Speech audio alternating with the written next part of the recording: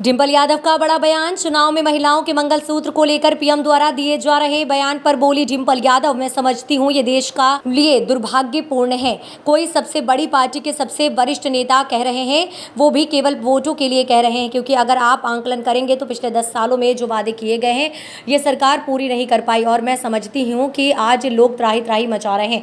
जो ज़मीन पर लोग हैं वह दुखी हैं, प्रताड़ित महसूस कर रही हैं अपने आपको, और मैं समझती हूँ कि इनसे सारी बातें झूठी साबित हुई हैं। डिंपल यादव द्वारा पुलवामा में शहीद हुए उनकी पत्नियों के मंगलसूत्र पर उठाए गए सवाल पर बोली डिंपल यादव। चाहता है वहीं विपक्ष आरोप लगा रहा है कि प्रधानमंत्री मोदी जिस तरह से बयान दे रहे हैं, महिलाओं के मंगलसूत्र तक की बात आ जा रही है चुनाव में, किस तरह से देखती है?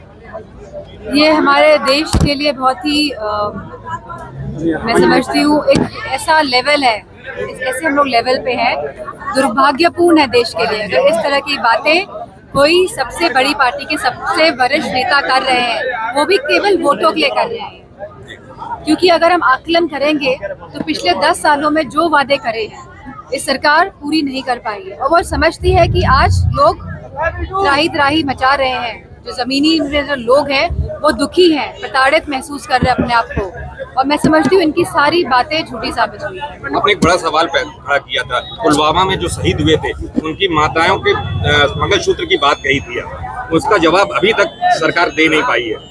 ये बहुत ही दुर्भाग्यपूर्ण है।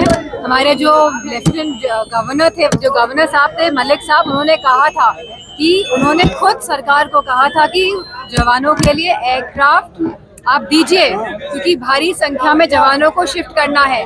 कभी भी इतिहास में आज़ादी के बाद ऐसा नहीं हुआ है कि इतने सारे जवानों को एक साथ शिफ्ट करा जाए एक स्थान से दूसरे स्थान पे। तो लगातार मांग करी गई थी, लेकिन यह सरकार ने इस मांग को नहीं मानते हुए सभी जवानों को बाय रोड भेजा, और वो भी भारी संख्या में। कभी भी इतनी सारी प्लटून जो है, जो आपकी जो फोर्सेस है, इतनी सारी एक साथ मूव नहीं करती हैं, टुकड़ियों में मूव करना होता है क्योंकि संवेदनशील इलाका है वो।